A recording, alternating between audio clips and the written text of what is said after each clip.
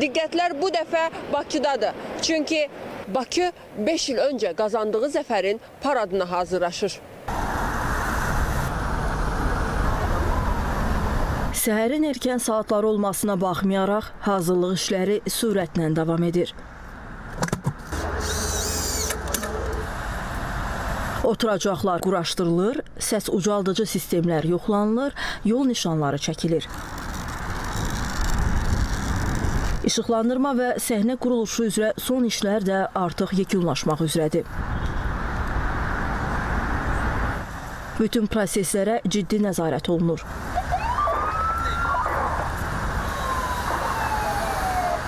Azadlıq meydanında bu dəfə də hərbi hissələrin nizamlı addımlarına, texnikaların hərəkətinə və Azərbaycanın hərbi gücünün nümayişinə şahidlik edəcəyik. Bayraqlar dalğalanır, afişalar vurulur, paytaxt səmasında hərbi təyyarələr məşq uçuşları edir. Şəhər sanki bayram libasına bürünüb. 5 il öncəki qələbə sevinci yenidən meydanlara qayıdır. Bizim tariximizin ən böyük hadisəsidir. Bu həm hərbi bir hərəkatdır, bu həm mənəvi bir hərəkatdır. Bu qələbə bizim tariximizdə unudulmaz bir qələbədir, unudulmaz bir tarixdir. İnşallah bu paradı mən bir Azərbaycan vətəndaşı olaraq izləyəcəm və çox qürurluyam, çox sevinirəm.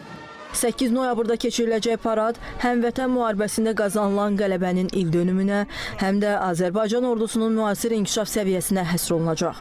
Müdafiə Nazirliyindən bildirilib ki, parada hazırlıq planları çərçivəsində ordunun müxtəlif bölmələri ilə intensiv məşqlər keçirilir. Yeni savaş uçakları, yeni hava savunma ve hava taarruz sistemleri dahil olmak üzere.